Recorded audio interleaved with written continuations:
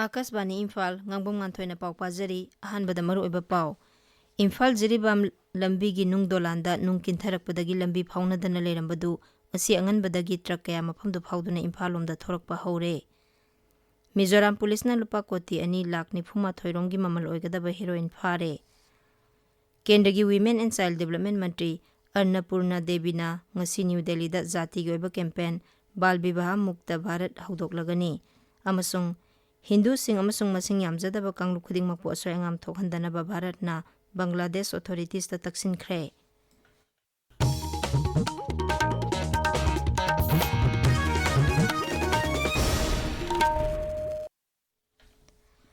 National highway 38 Imphal Jiribam लंबीगी के सिनाम अमसुंग सेजांग खुलगी मरक्ता लेबा नुंग दोलांदा नुंग किंथरकपदगी लंबी फाउनदना लेरंबदु फाउबा हौरे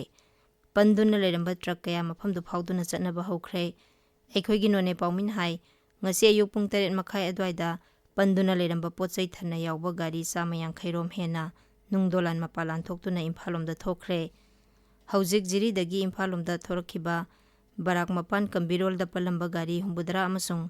nungba da palamba gari yankhai adu su thorakpa hore aduga imphal lomdagi jiri changnaba new kaithelman bida panduna leiba ahangba gari singsu none romda changba hokre adumoinamak lambi tharabasu passenger puba gari singdi charhan khiroi hairi adubu gari apikpa singdi bisnupur tupul lambida lambi thairaga thokpa ya halli nungin thariba mafam sing adu sengdokpa loidri amasung atai kaya amasu kintarakpa yabagi phibamda leibana haujiksu mi painingai oiri kintagadaba maongda yanduna leiba nungjaw sing adu lokthokpada pung 3-5 hena sangkhiba yai haina thabak suriba company gi official singna phungdokli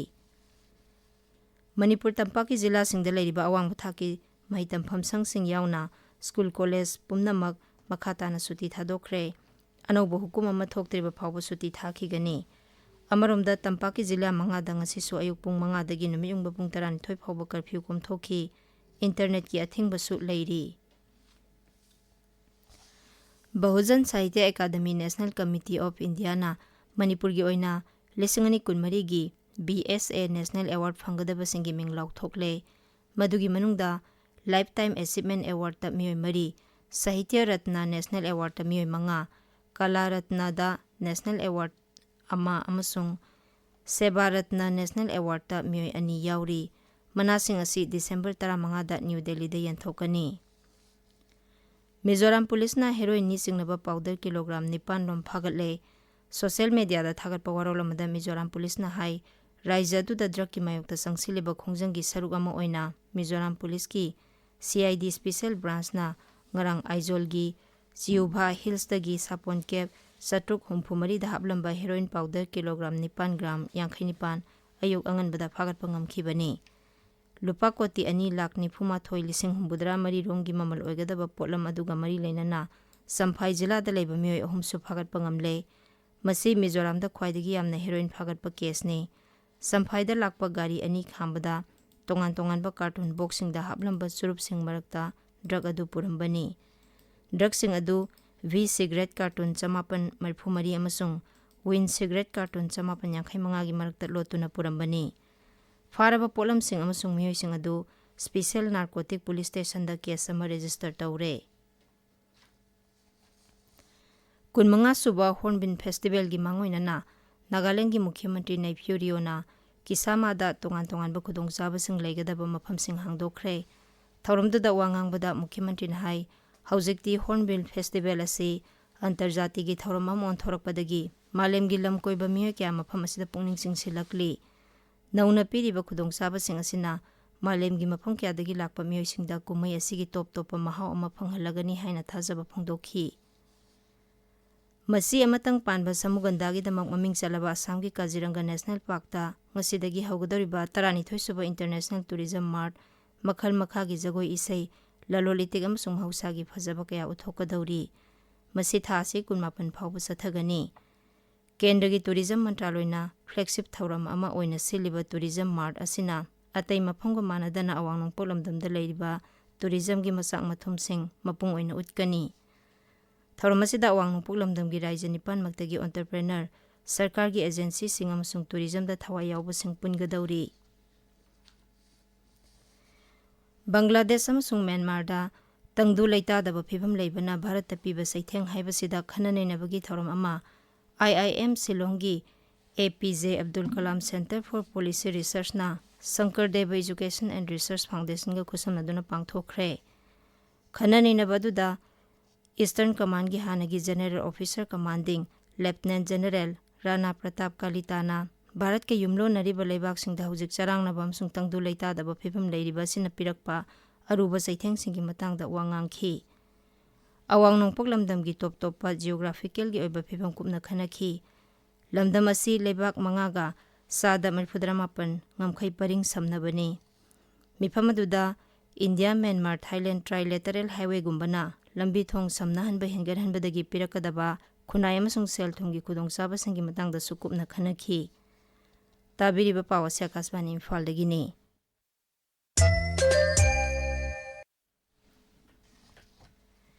केंद्र की women and child development मंत्री अन्नपूर्णा देवी नांगसी new Delhi दा जाति की ओइबा campaign बाल विवाह मुक्त भारत हौदोकलगनी। थौरम असिगी मपुंग ओइबा पांदमदी भारत पु अंगांग लुहोंगबा लेतबा लेबाक अमा ओइहनबा हाइबसिनी। थौरम अदुदा मंत्रीना child marriage free Bharat portal हांगदोकनी। ऑनलाइन प्लेटफॉर्म असी अंगांग लुहोंगबा थिंगनबा मियामबु भाब ताहनबा हेंगरहनबा संगसिलेबा कैंपेन असी मतेंग पांगनबा अमसुंग अंगांग लुहोंगबगी ई पाउनिंगथिना फंगबा ngamnabani। केंद्र की पर्सनल पब्लिक ग्रीवांसेस अमसुंग पेंशन्स की राज्य मंत्री doctor Jitendra Singh हाइरी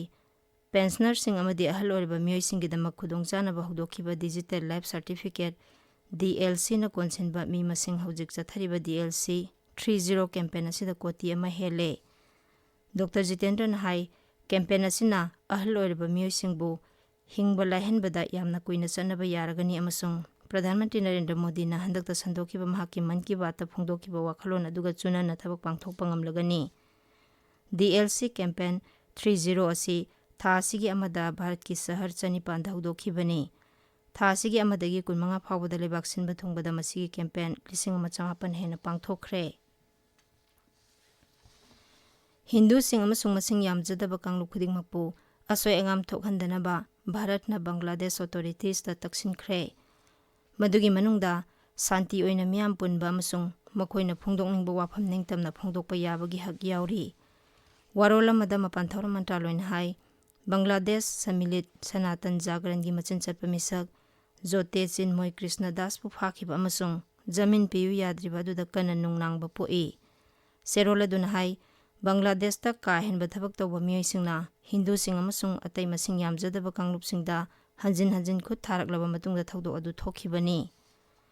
मपान थौरम मंत्रालयन high missing यामजदबा कांगलुपसिंगी yum अमदी ललोलितिकी मफमसिंग मई थाबा लुट तौबा पोचै हुरानबा अमसुंग थुगाये खैबा तौबता नतना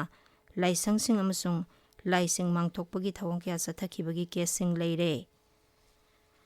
मपान थौरम मंत्री डॉक्टर S जयशंकर नंगरांग इटालीगी फ्यूगीदा इंडो पैसिफिक लेबाकसिंग लोइनना G7 की मपान थौरम मंत्री सिंगी मिफमगी